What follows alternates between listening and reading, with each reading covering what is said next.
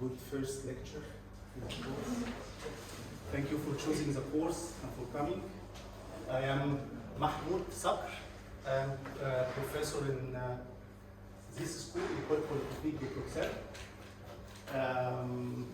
And I am working in the code group. Many of you already met my colleague Esteban Zimani. So we are basically in the same group, mainly doing data science with big focus on mobility data. So objects that move, GPS trajectories, and jets, vessels in the sea, human. So whatever moves and we can track. I'm working with this kind of data and doing data science. So part of my work is data mining. This is where we want to do analysis, and I'm happy to be with you in this course. So I know that we have a mixture of multiple programs. Probably the biggest portion is coming from VDMA, right? Who's VDMA? Okay, so we still, and who's from the engineering master, ELEF of UAB?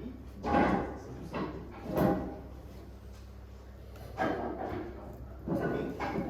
Then it should be also from the science master, INFO-H423. Welcome. Sorry. Could you speak a little bit louder, please? I speak a little louder, okay. Good that you say. I'm trying to figure out the distribution of the class coming from which programs. So most are BDMA, some are ULB master, engineering master, and two from the science master. But what else? Master of Big Data, MS BGDA. Okay, then this makes the rest. Anyone who didn't yet raise hand? And you are from? I'm not in any master. I'm already at work for the state. Okay. So you like the topic and you want to? Yes. Perfect. Welcome. Thank you. So I have received some emails, and quite expected because of Corona situation, but also regular things, conflict of schedule and so on. Some people will not be able to attend, so they asked me to record the lecture. This is why I'm having this other laptop I put here. Mainly it will be shooting a video, so the idea is that this is a group on Teams, and then eventually you can join the group. I will be trying to broadcast the lecture in real time on this group, and also recording it for later reference. Normally it is only me being filmed, but I also need to ask your consent that we are recording. No one has problems with privacy. They don't want to be heard from behind. Good. So like this, we start recording. It's a first time I try this, so let's hope things will work without technical problems. So like this, you will also have the possibility to attend the lecture virtually. I hope not many of you will do. Still nice to see and interact, but we have this possibility. Good, so now what is this course about? What is data mining? There are many definitions for data mining. I here list two of them. Data mining is a study of collecting, cleaning, processing, analyzing, and gaining useful insights from the data. So that's a rather technical definition showing the pipeline of data mining. Mainly, you collect typically big amounts of data, but you don't want to deal with individual data elements. It also doesn't give good view of the data to deal with individual elements. So you want to figure out useful insights, patterns, regularities, irregularities in the data, and this is what data mining is about. Another definition is, well, data mining is also called knowledge discovery from data. Is a process of non-trivial extraction of information from data, information that is implicitly present in the data, previously unknown and potentially useful. So that's an ambitious target to extract things that were previously unknown, also potentially useful to the user. I will not spend a lot in what is data mining. You will see it during the course, and we will have quick start today to show one of the data mining methods. So this course, it's a first course in data mining. So you can continue in this topic later for more advanced topics reaching to machine learning and artificial intelligence. So the root of everything is data mining. That's where the data analysis topic started, and now it developed further, and we have machine learning and deep learning even. So this course is about introducing fundamental concepts and techniques, but also will give you technical skills to use software for solving problems. You will be able to reflect on the concepts and on the algorithms, understanding their complexity, expected runtime, being able to compare models and different algorithms for one model. Hopefully, you will also be able to select the appropriate combination of algorithms. So the course will navigate a set of algorithms. Each can be used in certain situation, but then when you are presented with a real-world analytics problem, then you have another problem: which algorithm to use, or which combination of algorithms to use, what kind of pipeline you want to build. So hopefully we'll also learn some of this in the course,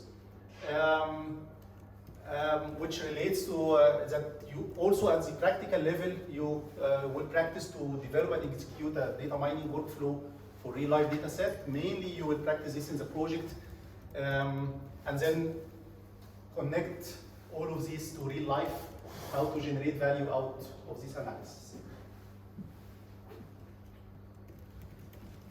As said, the course is going to navigate through many fundamental techniques of data mining, but also some advanced topics. So classification, model validation, data preparation, clustering, these are all traditional data mining topics that used to exist tens of years ago, but still live. Some more advanced topics like time series data mining, spatial and spatiotemporal data mining, stream data mining. These are relatively recent because this kind of data is also modern. Data streams, time series, spatial and spatiotemporal, these are modern data types. And also from the traditional methods of data mining is frequent pattern mining and association rule mining, outlier mining, and in all of these we will be reflecting on applications. So we will touch on each class of algorithms and give specific examples, one or two algorithms in each class. Like this, you will build the foundation. What is data mining? What are the methods? The course has prerequisites, yet not formal, so no one is going to test you whether you're already here without validating. But for you to know, in order to follow the course, you will need to have good knowledge of programming, understanding of data structures and algorithms, and how to analyze and understand the complexity of algorithms, and also some databases and SQL. The course has three main activities: lectures, lab sessions, and a project. You already know the schedule. So lectures are on Wednesday, 10 to 12 in this room. Lab sessions are on Tuesdays in the building U, 4th floor. By the way, that's very close to my office. So my office is 123. So if you have questions, you are welcome to bump into my office. And the lab sessions will be taught by my colleague Jean-Philippe. And there will be a project. This year we are planning, me and Jean-Philippe, we are planning a very exciting project for you, applying on a real world problem, applying data mining, and also you will have to do self-study. I'll come back to this. Okay, this is a schedule, but please always keep checking time edit. This is a platform for the schedule. It might be that there will be some last-minute changes in the schedule, so keep and in the location. Concerning the grading, we put a big load on the project. It's going to be a big task, and you will learn a lot in it. So it amounts to 40% of the mark, and it will be a group project of 4 members. It might be that one group will have to be 3 or 5. This we will adapt, but we will try that all groups will be 4. And then a written exam at the end, which amounts to 60%. And we will use a virtual university, the Moodle of ULB. There you will find the course notes and the notes of the lab session and all the news about the course. And now we have set up this Teams group for broadcasting and recording. Maybe in the break after the lecture, next lecture, come to me here and I add you to the team, so you have access to it. So for you to understand how the skills intended of the course map to the course activities, mainly lectures will reflect on the theory, on the concepts, on the algorithms, on their complexity. And in the lab session, the practical part will be covered. You will use RabbitMiner, which is a quick prototyping tool for data mining. So that's suitable for you engineers. You don't want to spend a lot of time writing code. You want to play quickly with the data in a visual interface and get some insights from it. But also for you to know when it will come to real application, you will probably need to go deeper and write code yourself. So, and this will be covered in the project. In the project, you will be presented with a data set and an interesting but also complex problem. And then you will need to go beyond this, do some self-study of techniques and tools in order to find insights from this data. So expect that you are going to do some research both at the conceptual and as well as at the technical implementation side during the project. So there is no one-to-one mapping between the lecture, the lab, and the project. The idea is that all of them will create a continuum of activities feeding to your knowledge and skills at the end.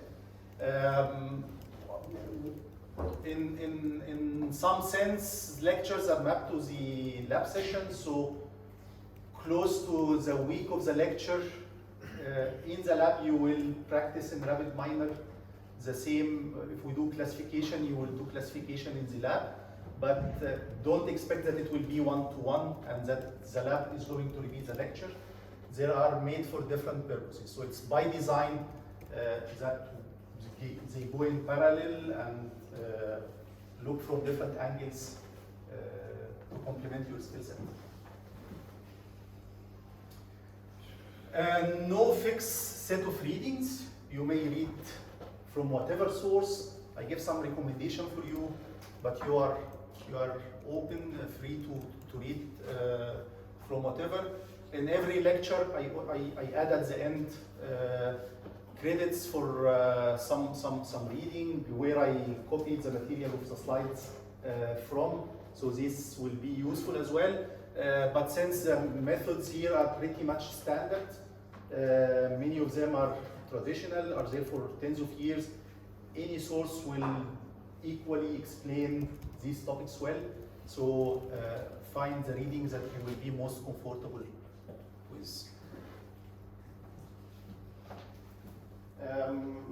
At least the first, this is an open source book. You will find it on the internet. And this one is Springer, and you know with ULB account, you have access to all Springer stuff from the online library, C++. So you can download the. Good. So let's start with the first topic of data mining, classification. Classification is a data mining task that is summarized in this figure. Basically, we have some training data so we have some data in a form of table. This table has 3 attributes and then one special attribute in red called the class attribute. So this class attribute, it's a binary class, yes, no. So we try to learn from this training data a pattern. Which combination of attributes lead to a yes? Which combination of attributes lead to a no? Yeah. So learning the pattern is a process of induction. We try to learn a model. So the model will be predefined, but the parameters of the model will be learned, yeah, through a learning algorithm. And then once we have the model, and we are presented with new data where we don't know the class, we can be predicting the class based on the combination of the attributes. So we basically apply the model to predict the class for newly arriving data. And this is a process of deduction or prediction. So that's a general concept of classification. So you don't find place, are you sure you see us? Otherwise, I don't know, maybe you want to sit on the bench of the window? Okay. Also for you, if you I have one chair here.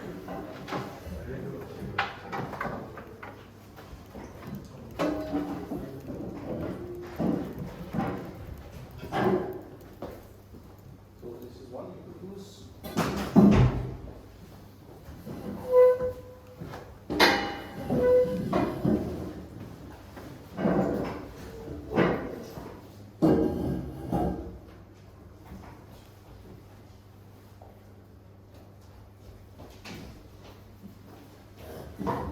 So given a collection of records called training set, where each record is a set of attributes, and one of these attributes is a class attribute. We want to find a model that will model the relationship between the class attribute as a function in the values of the other attributes. We want to create this mapping. And the goal is previously unseen records should be assigned a class as accurately as possible. A task of forecasting. Yeah? There are many models for doing classification. This is one of the first and simplest models, but nowadays it turned out to be almost the most powerful. Well, not in its basic form, but in a more advanced form, called the decision tree. So the idea of the decision tree is that the model is a tree. Yeah. So for this example, if we are given this training data, we may start by one of the attributes, say the attribute refund. So this data set is about tax declarations. So we have attributes, did the person receive a refund? What is the marital status? What is the taxable income? Yeah.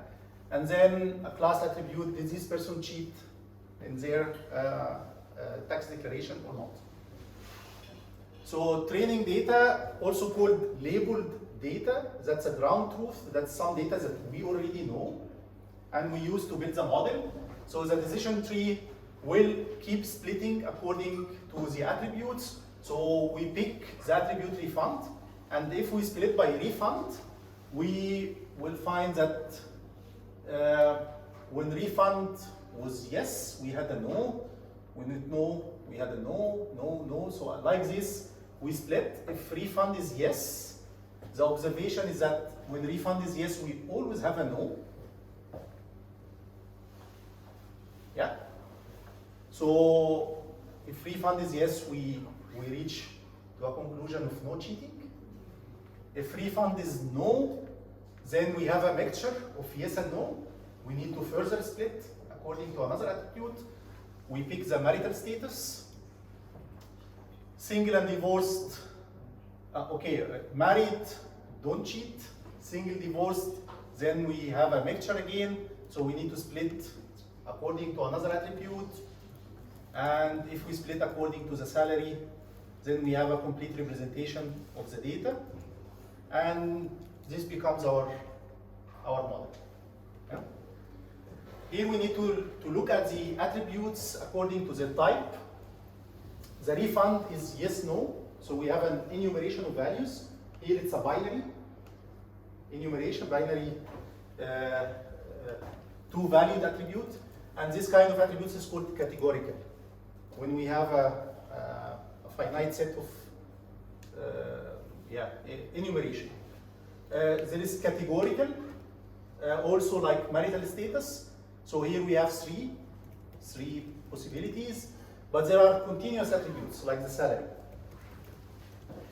As you see, for continuous, decision trees are good for categorical because it needs to decide whether to go to which child we want to go. So if we have continuous attributes, we need to do some cutoff. Yeah, and this cutoff could be for binary or multi-way. So it's 3 cutoffs for, so we create packages.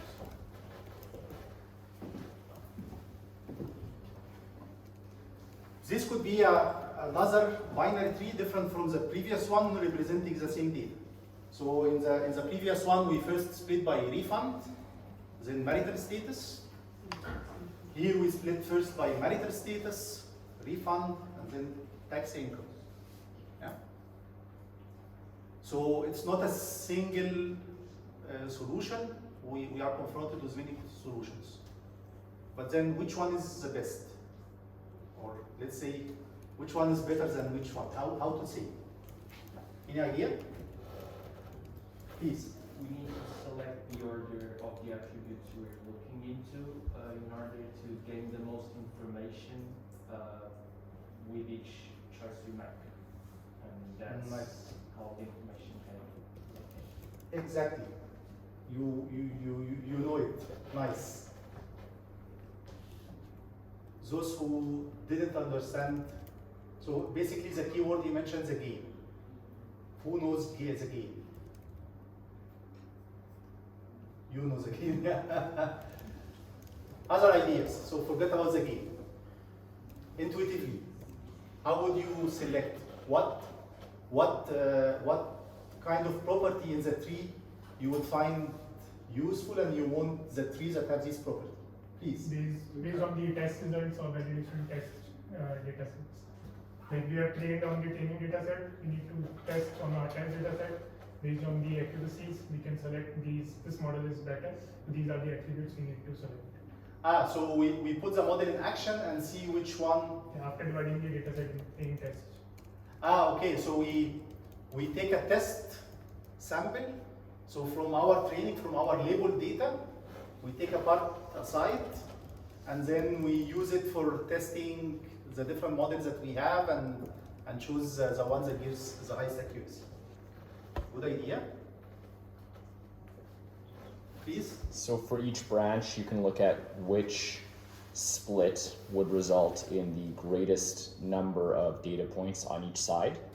So like looking at a categorical variable, which one has the most yeses on one side, the most no's on the other.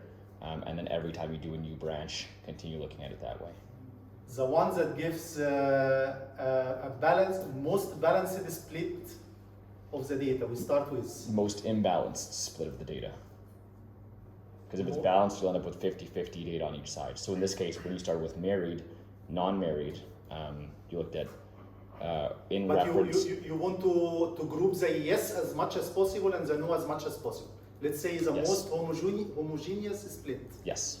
Okay, nice. You are intuitively describing the concept of game. That's nice. Other ideas? I have more like question than an idea. But what if you want to favor, for example, explainability rather than accuracy? Because I've seen some cases where there's like a trade-off because people really want to know like why this is happening. And I believe that some configurations of the tree might be easier to understand than others. So is that like a valid way of choosing like? Definitely. So now this topic of explainable data science, explainable artificial intelligence. Data science and artificial intelligence are taking decisions that touch our lives. And we would like to understand how these decisions are made. I asked for a credit from the bank.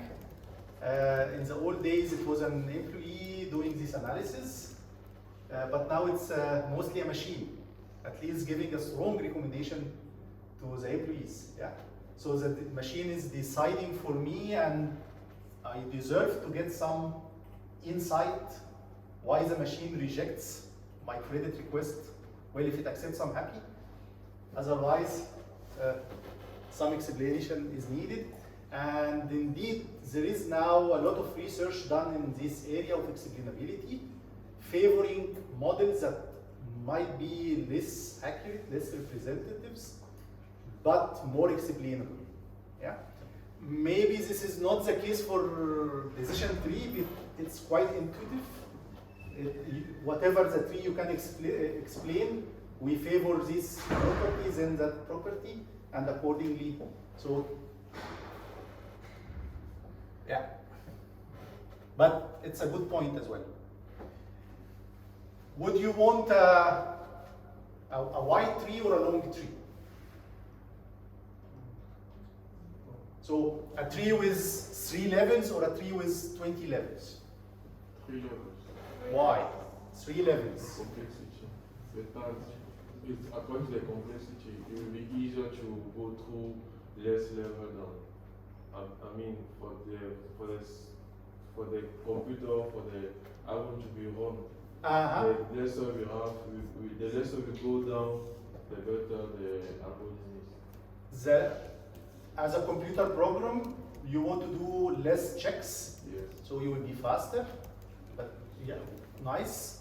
But even in terms of accuracy, if you have a tree with 10 levels, it means you need to answer 10 questions. And possibly the data that will be arriving will not have answers to all 10 questions. So if I reduce the number of questions from 10 to 3, then I have more chance that the 3 will have values and I can do prediction. Yeah. So a shorter tree is favored over a longer tree, an explainable tree is favored, a tree that creates homogeneous split. Yeah. So scientists try to capture these properties in some numerical tests, and came this idea of gain that I explained in a few slides. Now I'm going to run a quick example of how, once we have the model, we want to do prediction, how this is done, pretty clear. Now we are presented with a new data record where we don't know the class and we want to predict it. Imagine that this is our model, so we will start from the root of the tree, refund. Here the incoming data has a refund, no. Yeah. So we will go to the branch of no, then we need to check the marital status, this guy is married, then we predict that will not cheat. More questions? Once we have such a model, how to write it as a computer program? We need to put this model in the computer so predictions can be made. What kind of computer program is? If you already have the model, you can just use if statements. If then else, exactly, that's it. That's very simple to encode. That's one nice feature of decision trees, is that they are very simple to implement. We have already discussed this, how to choose the best among the alternatives. Now, how to deal with missing values, both in the training as well as in the prediction. So imagine here that this value I don't have. What to do? Can be replaced by the statistical features like mean, median, or mode. We do some statistical imputing, some finding the mean or median. Nice, please. It will also be like, creating a categorical value for empty, because sometimes that means something. I mean, like, it could become a predictor. Including null as part of the model. I didn't hear this before, but well, you have a reason. It looks, yeah, please. Maybe we find another case where they have the same value for the refund and tax, but has the exact value of this mar st or something. We use that case as mar st as in this case. Okay. That's also imputing the value. What you describe is called nearest neighbor imputation. Similarity case. Yes. So you find the nearest similar case and you use it to impute the value. Very nice. Please. We could maybe explore to both branches and then continue the exploration with some many branches and then find the most the answer that appears the most at the end on the leaves.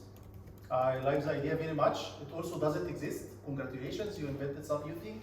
So basically, we go in the two branches, and then at the end we do a voting for all the results we get. Tricky, because the two branches are not identical. So, but why not? We continue until we reach all leaves, and then we do a voting between the results. Sounds good? Please? Again, our statistical method like interpolation. Say again? Interpolation, the same idea discussed. Like, based on the other attributes, what's missing, we can put that.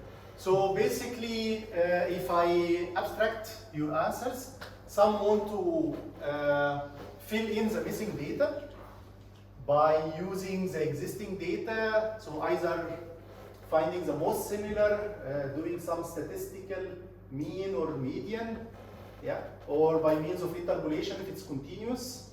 And some want to change the model, so the model can tolerate missing values.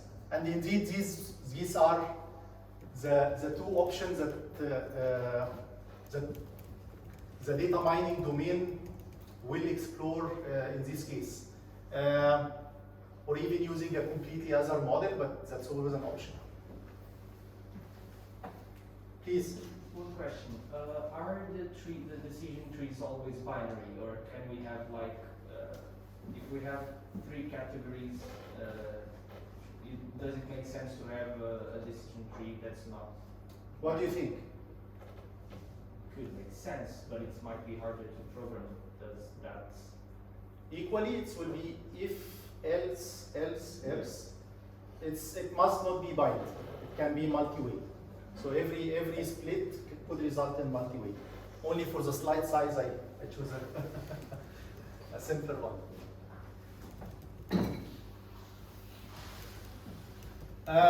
Similar to the previous exploratory question, how to deal with noisy data. By the way, many of these questions don't have definite answers.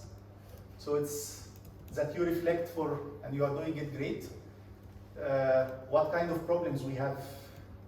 Because you will be facing these problems when applying the model. You understand that it is not made for this kind, and we have to do some extra tricks in order to make it work. Yeah. How about noisy data? Please. You should first talk to the people that created the data to see if it makes sense to maintain that, if it's actually real or if it's just noise, and then maybe drop it or try to correct it. If you can drop it, it's better, but if you have few rows, it's not optimal. So, for example, we find someone with a very high, non-reasonable salary, or otherwise a negative salary value, or a very small salary value.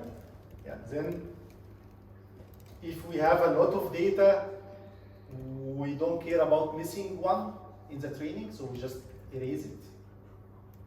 Yeah. Nice ideas. Yeah, I mean, you can check the same thing you said. Like, you can check all the attributes, check which is behaving very differently, like outliers, using the statistical method, and graph or something.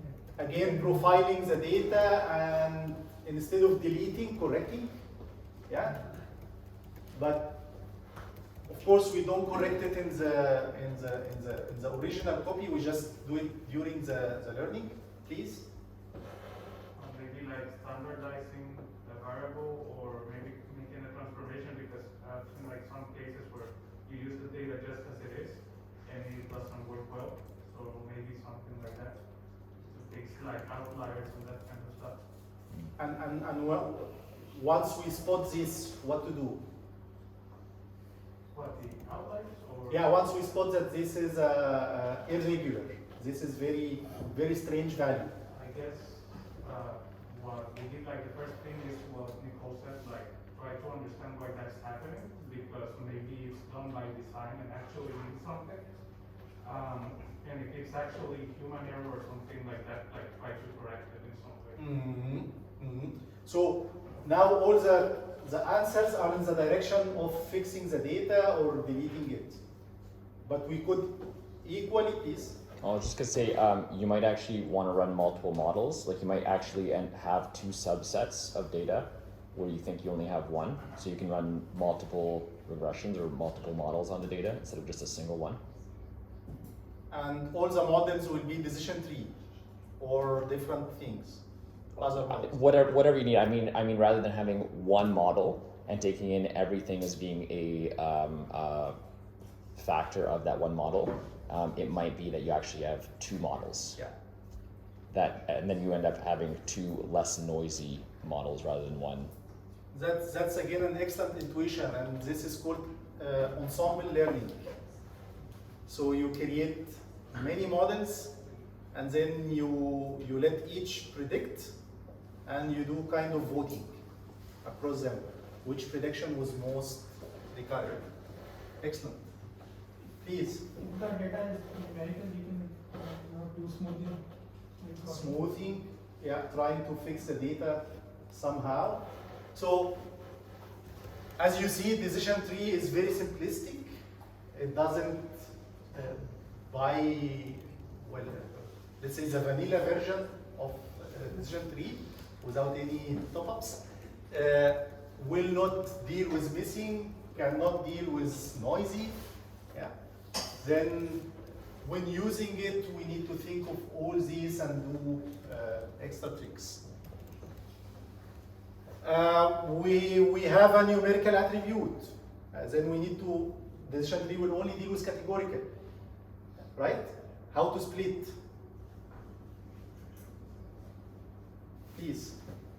I guess the best way I would say is like first talk to business, like try to understand like if they have like already a sense of this cut might mean something, so we might do these bins, and this is how we usually analyze data or something like that. And if it's not that, maybe like by exploring the data, making some graphs or something, maybe we can notice like try to make the cuts as close as possible to predict the variable or something like that. Yeah, so that's take it as another analysis problem, and then either by understanding the domain or from the data-driven, visualize, apply other data mining techniques in order to do cuts, but then understand well that your colleague will be doing the same task and may reach different cutoffs, and that would affect the final result. And it's a curse of data science now. The data science pipeline is so complex and so many variables. How to impute the data? How to do we do smoothing? Do we do statistical imputation? Do we do nearest neighbor imputation? How do we split continuous into categorical? So you will ending up, even for such a very simple task, you will end up with a pipeline with a lot of variables. Different data scientists will develop different pipelines, and this might affect the end results. Well, you have all the range. So either the results will be very far or smaller to each. I'm sorry, there is no remedy for this. This is now the current curse of data science. Is there a way to incorporate uncertainty? As you see, decision tree is deterministic. You always go in one branch, although there was this idea, well, if we miss the data, let's continue in all branches and then vote. Yeah, but there can be other kinds of uncertainty. Decision tree will tell me yes or no, or take value 1, predict value 1, value 2 according to how many branches we have. So it will give me a single answer. It could be nice to say, well, with a probability of 70%, that's a yes, and a probability of 30%, that's a no. That's also some kind of classification, and there are other models for this. And then how to measure the correctness of the model. Now I have a model. How to know how accurate it is? How to assess? Precision recall. Precision recall? Could you explain precision recall? Is more for data retrieval. Here you have more false positives, false negatives. So you have the notion of accuracy. Yeah. With your data set, wouldn't you usually split it into your modeling and training set? And then you just run your model against both, run your model against your training set, run your model against itself, and then look at standard deviation, variance, and nice. You can plot that on a Unity plot. So your labeled data, the one you are using to build the model, save some of it, and then build the model with the remaining, and then test. Because you already know the labels, then you can assess the accuracy. Good.